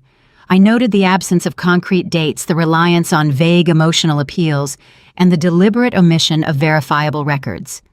They were building a narrative entirely out of smoke and mirrors. In a different jurisdiction or against a less prepared defendant, this strategy might have succeeded. The justice system harbors a deep-seated bias favoring parental authority. A judge looking at a weeping mother, a sorrowful father, and a silent young woman might naturally assume the elders are operating with benevolent intentions. They banked their entire case on the assumption that a young woman standing alone is inherently vulnerable and incapable of defending herself. Clara did not object to Evelyn's meandering, hearsay-laden testimony. She allowed Victor Pierce to lead his witness through every fabricated detail without interruption.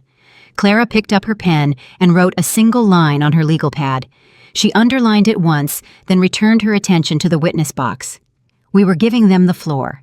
We were granting them the uninterrupted time and space they needed to commit their falsehoods to the sworn court record. Every tear Evelyn shed deposited another layer of perjury into the official transcript.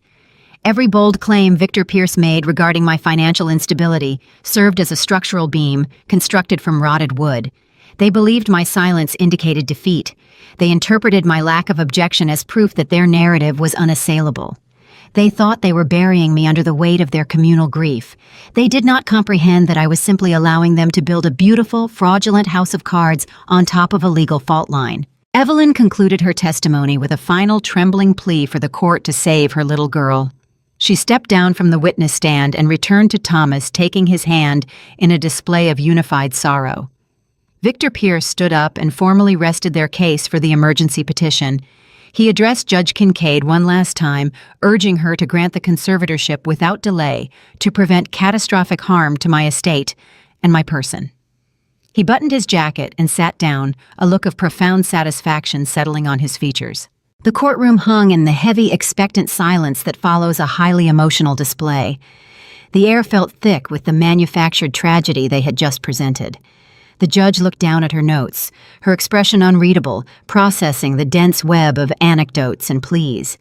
The stage had been set by the attackers. Their turn was over. The time for silent observation had concluded, and the moment for structural dismantling had arrived. I shifted my gaze from my parents to Clara, waiting for the defense to begin. Judge Sarah Kincaid turned her attention away from the petitioner table and looked down at Clara. The silence in the probate court felt dense after the theatrical display my parents had just orchestrated. Victor Pierce settled into his leather chair, projecting an aura of smug satisfaction. He believed his emotional opening statement, combined with my mother shedding tears on the witness stand, had successfully sealed my fate. Clara did not stand up and pace the floorboards. She did not raise her voice to deliver a sweeping counter-narrative. She simply rose from her seat, straightened her practical wool cardigan, and informed the bench that the respondent called one witness to the stand. I stood up and walked across the polished wood floor. My movements were measured and precise. I took my place in the witness enclosure and raised my right hand, swearing to tell the truth. I adjusted the microphone resting on the ledge. I did not look at Thomas or Evelyn. I directed my focus entirely to the judge and my attorney. Clara approached the podium carrying our manila folder. She began the direct examination by asking me to state my full name, my age, and my current occupation. I spoke into the microphone, using the exact level tone I utilize to brief my engineering teams during a critical server diagnostic. I stated that I am a computer network architect and that my annual compensation is $130,000. Clara extracted the first set of documents from our file. She handed copies to the bailiff to pass to the judge and to opposing counsel. She asked me to identify the exhibits. I identified them as my current employment contract and my most recent quarterly performance review. I explained my daily responsibilities, involving the configuration of complex firewalls and the deployment of fiber optic infrastructure across remote Alaskan sectors. The performance review highlighted my capacity to manage severe logistical stress and deliver flawless code ahead of schedule. Judge Kincaid adjusted her reading glasses and reviewed the pages. The stark contrast between Evelyn describing a fragile, broken girl and the empirical evidence of an elite technical professional began to fracture the illusion my parents had constructed. Victor Pierce shifted uncomfortably in his seat. Clara moved to the next exhibit. She asked me to address the claims regarding my cognitive decline. I testified that upon learning of the impending legal action, I proactively scheduled appointments with 2 independent board-certified psychiatrists in Anchorage. I explained that I paid out of pocket to ensure the results remained entirely impartial. Clara submitted the sealed medical reports into evidence. I read the summary conclusions into the official record. The attending specialist documented that my executive function was pristine, noting my exceptional situational awareness and highly logical processing capabilities. The reports explicitly stated that my preference for solitude was a common trait among network engineers and not a psychiatric failing. The temperature in the courtroom shifted. The atmosphere transitioned from sympathetic sorrow to sterile forensic analysis. Judge Kincaid sat up much straighter in her high-backed chair. Her gaze moved from the psychiatric evaluations over to the petitioner table. The narrative of a young woman losing her grip on reality was disintegrating under the weight of certified medical data. Clara did not allow the momentum to pause. She steered the testimony toward the night of the welfare check. She asked me to describe the encounter with the Anchorage Police Department. I recounted the evening without a single trace of anger. I explained how I invited the responding officers into my home, offered them hot coffee, and demonstrated my secure living environment. Clara submitted the certified incident log obtained from municipal records. She asked me to read the final remarks, penned by the primary officer on duty. I read the exact text stating the residence was sanitary. The subject was lucid, and the reporting party appeared to be utilizing emergency services to mediate a civil financial dispute. A heavy, frigid stillness settled over the room. Evelyn looked down at her lap, her hands gripping the fabric of her camel coat. The municipal document proved she had lied to emergency dispatchers to manufacture a crisis. The judge stared directly at my mother, and the last remnants of judicial sympathy vanished. My parents had weaponized public resources, and the court was now looking at the undeniable proof of their manipulation. Clara pivoted to the motive. She asked me why my family would coordinate such a severe campaign against my autonomy. I detailed my history building their shared home server network when I was a teenager. I explained the administrative protocols I still monitored. Clara submitted the printed access logs demonstrating anomalous traffic originating from their primary residence. I read the timestamps tracking the midnight queries, where Thomas hunted specifically for the routing numbers connected to my scholarship grant. To contextualize his desperate search, Clara presented the final sequence of documents. She submitted the public county records we pulled from the commercial real estate ledgers in Juneau. I walked the court through the financial anatomy of my father and his failing investments. I detailed the 3 properties suffering from catastrophic structural defaults. I explained the high-yield loans, the multiple notices of default, and the balloon payments scheduled to hit before the end of the current quarter. I stated the exact sum of the accrued penalties and principal balances required to stall the foreclosure proceedings. The figure was $240,000. I turned my head and looked directly at Judge Kincaid. I kept my voice flat and void of any emotional inflection. I told the court they are not here to protect my mental health, Your Honor. They are here because they are exactly $240,000 in debt, and they intend to use my scholarship fund to avoid foreclosure. Victor Pierce scrambled to his feet, his chair scraping loudly against the floorboards. The smooth theatrical confidence he displayed during his opening statement was entirely gone.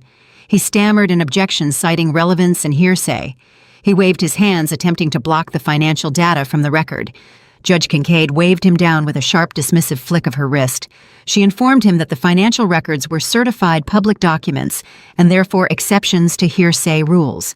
She stated the evidence was highly relevant to establishing the underlying motives of the petitioners. She overruled the objection and instructed him to sit down.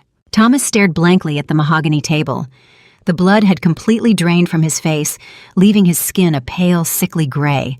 The rugged frontier capitalist persona he wore like a shield was surgically eviscerated by time-stamped ledgers and public bankruptcy notices. The narrative of the deeply concerned parents attempting to save their sick child lay in ruins on the courtroom floor, dismantled by a relentless application of facts. I remained seated in the witness box, watching the devastation ripple through their camp. I felt no pity.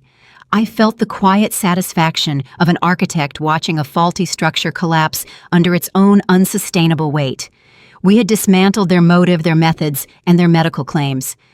But Victor Pierce was a mercenary who billed by the hour. He realized his initial strategy was destroyed, but he still had one desperate angle left to play. He needed to pivot back to the sheer volume of my wealth, attempting to argue that regardless of their debt, a young woman should not manage $250,000 alone. He prepared to make his final stand over the control of the capital. He did not know he was fighting for an asset that no longer existed in the form he expected. Victor Pierce stood at the petitioner table and straightened his silk tie. His initial strategy lay in ruins across the polished wood floor. A lesser attorney might concede defeat and cut his losses, but Victor billed by the hour, and his ego demanded a recovery. He shifted his stance and addressed the bench. He abandoned the fabricated narrative of my mental decline. He recognized that the medical evaluations and police logs had rendered that angle toxic. He pivoted instead to the raw numbers.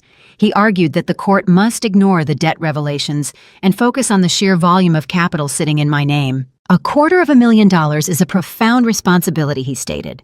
He leaned on the deeply ingrained societal assumption that youth equates to recklessness. He claimed that a 20-year-old possessing that level of liquid wealth represents an inherent danger to the financial ecosystem. He implored Judge Kincaid to separate the medical conservatorship from the financial one. He demanded the court appoint a financial guardian immediately to freeze the scholarship account and prevent me from squandering the funds on youthful impulses. He framed the request as a standard protective measure designed to safeguard a substantial asset. He tried to sanitize the attempted theft by categorizing it as prudent risk management. He insisted that the court had a fiduciary duty to step in and secure the capital until I reached a more mature stage of adulthood. I turned my head and looked at Clara. We had anticipated this exact maneuver. When a hostile entity fails to breach the main firewall, they attempt to bypass the authentication protocols and target the database directly. Victor was trying to seize the payload by circumventing my medical competency entirely. Clara met my gaze and gave a single slow nod. She reached into our manila folder for the final time. She bypassed the medical records and the police incident reports. Her fingers found the thick, heavy parchment resting at the very back of the file. It was the document we had sequenced as the ultimate kill switch. She slid it from the folder and held it out. The bailiff approached our table, took the parchment, and carried it up to the elevated bench. The quiet rustle of the paper echoed in the tense courtroom. I watched the gold-embossed seal catch the fluorescent overhead lighting. The document possessed a physical weight that mirrored its legal authority. I leaned forward and adjusted the microphone. I spoke in a soft, steady tone, ensuring my voice carried to every corner of the room without breaking its clinical cadence. "Your Honor," I said quietly, "there is no fund for them to manage." The ambient noise in the room vanished. The silence grew heavy and expectant. Judge Kincaid picked up the document and adjusted her reading glasses. I explained the architecture of my financial security to the court. I detailed how 14 months ago I recognized the vulnerability of holding a large, unsecured asset. I drew on the lessons my early mentors taught me about anticipating network failures before they occur. I told the room that I took the entire $250,000 technology innovation grant and restructured it. I executed an irrevocable trust and appointed an independent corporate trustee based in Juneau. I am the named beneficiary. I continued, but I deliberately stripped myself of any direct access to the principal balance. The funds can only be disbursed for verified engineering projects and strict living expenses approved by the corporate managers. I cannot liquidate the asset on a whim. The money was legally removed from my personal estate and transferred into a separate protected entity. In the realm of estate planning, an irrevocable trust functions like a hard drive cast in solid concrete. Once the creator transfers the asset, they sever their own ownership rights. The state of Alaska honors these structures with rigorous protection. I explained to the court that my parents could win every argument today, and they would still walk away empty-handed. A conservator only gains jurisdiction over assets owned by the ward. The ward owned nothing. The trust owned everything. More importantly, I stated, looking directly at Victor Pierce, neither can any court-appointed conservator. The asset they are petitioning to control has been legally untouchable for over a year.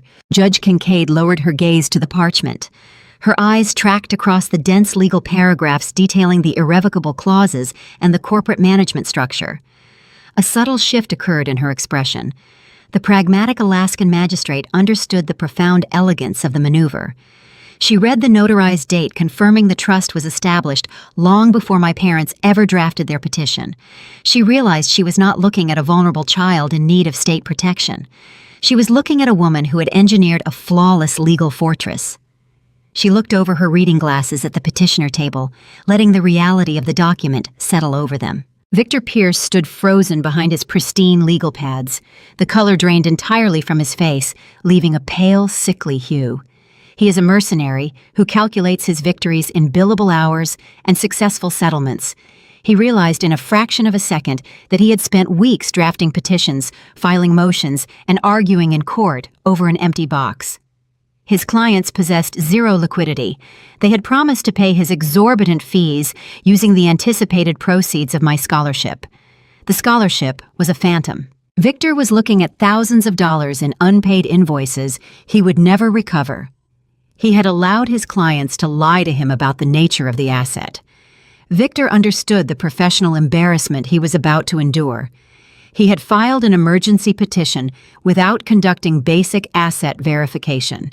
He had trusted the word of desperate debtors over standard due diligence. His reputation as a ruthless litigator was built on crushing opposition, not swinging at shadows. The realization hit him like a physical blow. He slowly lowered himself into his leather chair, his arrogant posture crumbling into defeat. Thomas stared at the plaintiff table, unable to comprehend the scale of his failure. His broad shoulders sagged. The rugged frontier investor persona evaporated, revealing a tired, indebted man who had just played his final desperate card and lost everything. He knew the commercial lenders in Juneau would initiate foreclosure proceedings by the end of the month. His empire of concrete and steel was gone erased by his own inability to verify a target before launching an attack. He had burned his relationship with his daughter to secure a bailout that did not exist. Evelyn turned her head slowly to look at him. The meticulous grooming and the expensive camel coat offered no protection from the cold reality settling over her. She opened her mouth to speak. Her lips moved, forming the shape of a word, but her vocal cords produced no sound. She had spent her last credit card limit on a lawyer to steal a ghost. The performance was over. There were no more scripts to read and no more audiences to manipulate. She had built her entire strategy on the assumption that I was a passive resource waiting to be harvested. She did not know I was an architect. The silence in the probate court was absolute. The municipal heating system rattled overhead, offering the only noise in a room paralyzed by a sudden paradigm shift. I sat with my hands folded on the table, feeling the steady rhythm of my own pulse. I had not raised my voice. I had not shed a single tear. I had simply presented a piece of paper that rendered their entire campaign obsolete. The trap I built in silence had just slammed shut in front of everyone in the room, leaving them trapped in a prison of their own design. Judge Sarah Kincaid placed the heavy parchment onto the mahogany bench. She folded her reading glasses and set them carefully beside the microphone.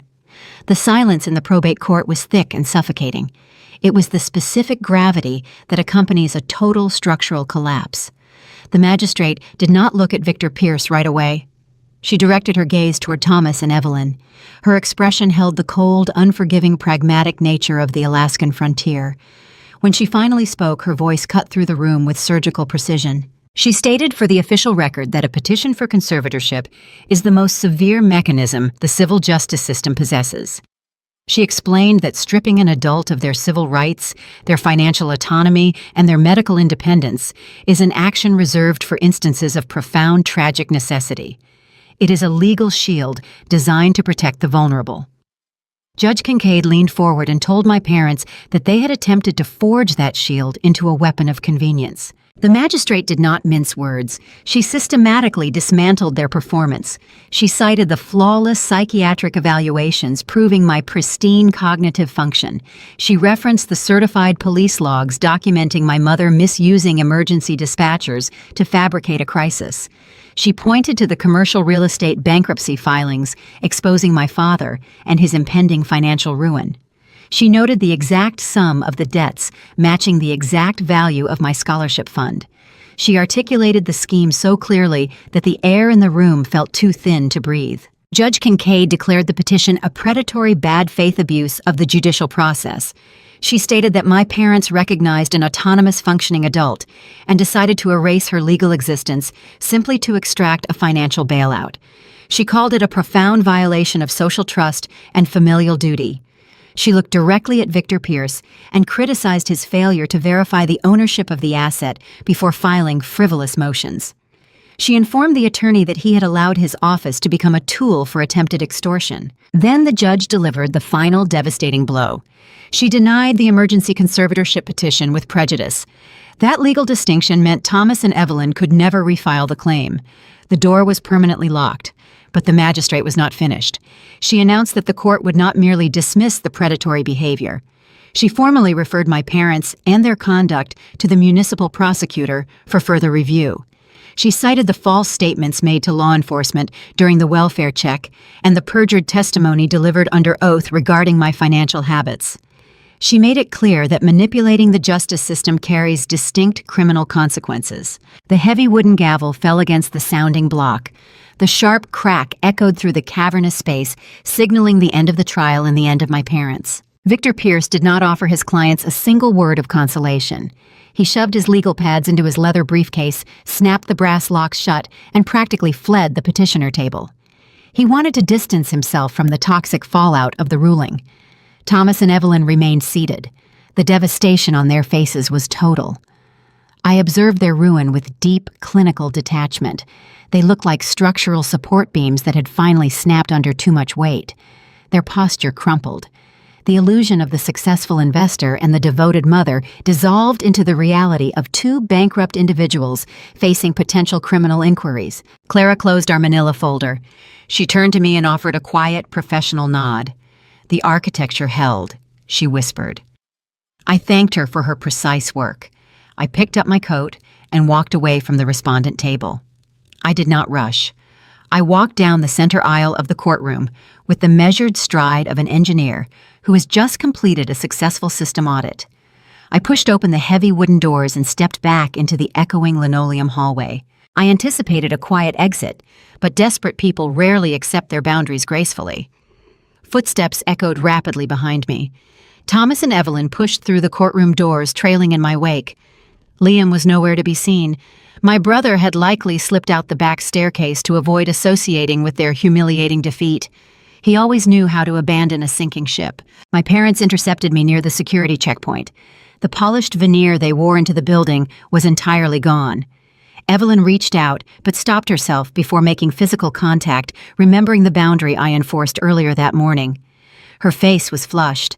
The tears spilling over her eyelashes were no longer a rehearsed performance. They were genuine tears of blind panic. She knew the lenders in Juneau would seize their properties by the end of the month. She knew the lifestyle she prized above my well-being was evaporating. Thomas stood beside her, his broad shoulders hunched forward. The arrogance that defined his entire personality was stripped away, leaving a hollow, frightened shell. He looked at me with pleading eyes. "Ariadne. Please," he begged, his voice cracking under the strain. "We are going to lose everything. The banks are going to take the houses. You have to help us." I stood in the sterile hallway and looked at the two people who brought me into the world. I thought about the lengths they went to secure my compliance. They were willing to have me committed to a psychiatric facility. They were willing to permanently destroy my professional reputation. They were willing to declare me legally incompetent, rendering me a ward of the state. They intended to strip me of my human rights simply to pay their overdue bills. Now they stood before me begging for the very compassion they tried to exploit. A typical protagonist in a family drama might yell. They might list every childhood grievance. They might gloat over the victory and revel in the destruction of their enemies. I did not yell. I did not raise my voice a single decibel. I did not offer them anger, because anger requires an emotional investment I was no longer willing to make. I looked at Thomas and Evelyn with the cold, objective clarity of a network architect reviewing a neutralized threat. "You tried to hack a secure system," I told them quietly. "Your access is permanently denied." I did not wait for a response. I turned my back on them and walked toward the exit. I heard Evelyn let out a sharp, ragged sob, but the sound did not slow my pace. The heavy glass doors of the Anchorage courthouse slid open. I stepped over the threshold and walked out into the severe Alaskan winter. The freezing air hit my face like a physical barrier. It was sharp, biting, and incredibly clean. The unseasonal snowstorm had passed, leaving behind a brilliant, blinding blue sky. The frost coated the concrete steps, and the sunlight reflected off the fresh snowbanks. The environment demanded resilience. It demanded preparation and the ability to stand alone against harsh conditions. I inhaled a deep breath of the freezing air, letting it fill my lungs. The cold felt purifying. It washed away the sterile smell of the courtroom and the lingering toxicity of my former family. I walked toward my vehicle parked in the cleared lot. The crunch of the snow beneath my boots formed a steady, rhythmic cadence. I was 20 years old. I possessed a flawless professional reputation, a six-figure salary, and a legally protected innovation grant that would fund my algorithms for years to come. I had faced a sophisticated hostile extraction attempt, and I had engineered a defense that left the attackers bankrupt and locked out forever. I unlocked my car and started the engine. The heater roared to life, pushing warm air into the cabin. I shifted the vehicle into gear and drove away from the courthouse.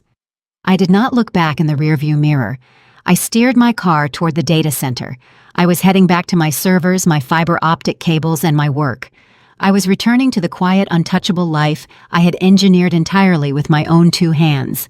The system was secure, the perimeter was holding, and the future belonged solely to me. There is a quiet, unspoken promise woven into the very fabric of the traditional American family. It is the belief that the home is a sanctuary, a secure harbor where children are nurtured, protected, and ultimately given the wings to fly toward their own horizons. We are taught that parenting is an act of profound stewardship. Yet as we strip away the veneer of suburban perfection and the relentless pursuit of the American dream, we sometimes find a darker truth lurking in the shadows of our own living rooms.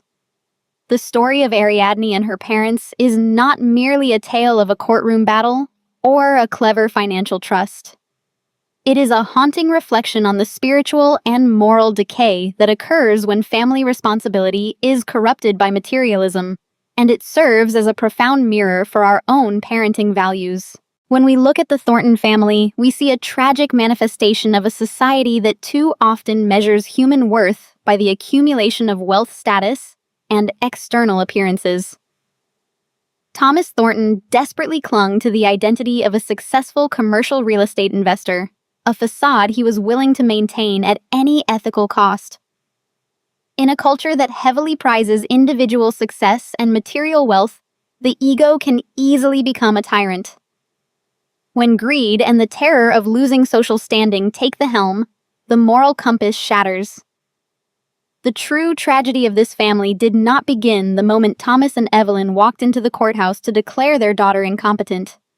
It began years earlier on the day they quietly stopped viewing Ariadne as an independent soul to be nurtured and began seeing her as a piece of property, an asset to be managed, controlled, and eventually liquidated. This brings us to a fundamental crisis of wisdom and emotional awareness in modern parenting.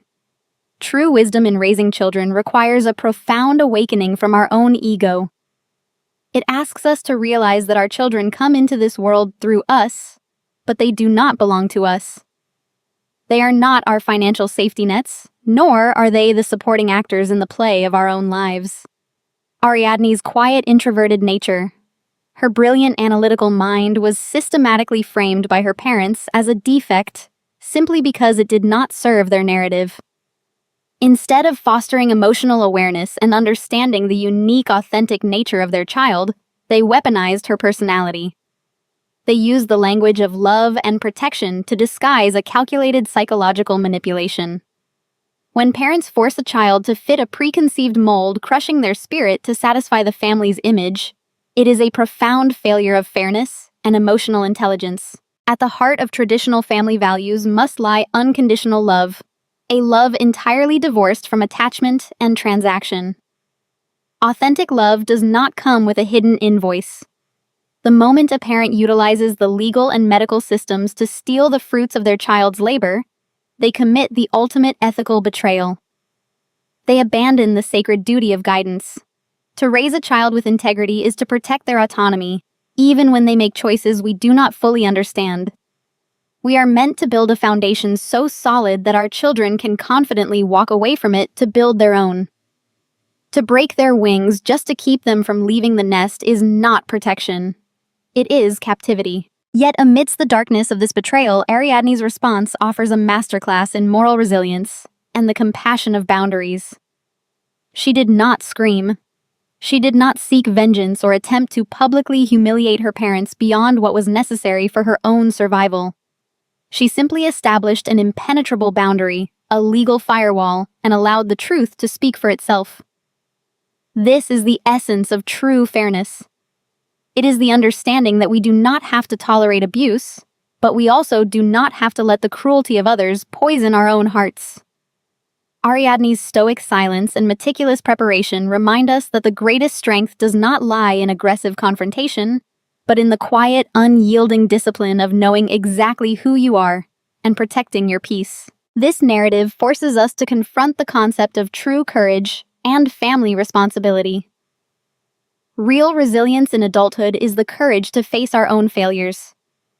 When the storms of financial ruin or personal collapse arrive, a parent's duty is to shield their children from the wind, not to use them as sandbags to hold back the flood. Thomas and Evelyn lacked the fortitude to look at their own broken reflections.